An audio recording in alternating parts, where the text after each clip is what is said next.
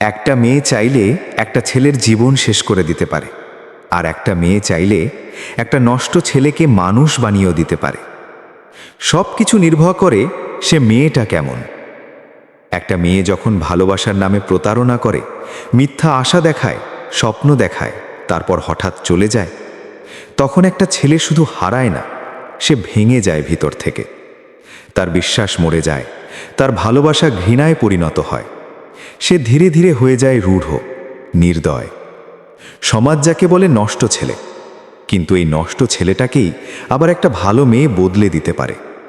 যে মেয়ে বুঝতে জানে, যে মেয়ে ধৈর্য ধরে পাশে থাকে, যে মেয়ে ভালোবাসা দিয়ে ক্ষতগুলো ঢেকে দেয়, সে মেয়েটার জন্যই একটা ছেলে আবার বিশ্বাস করতে শেখে, আবার হাসতে শেখে, আবার মানুষ হতে শেখে।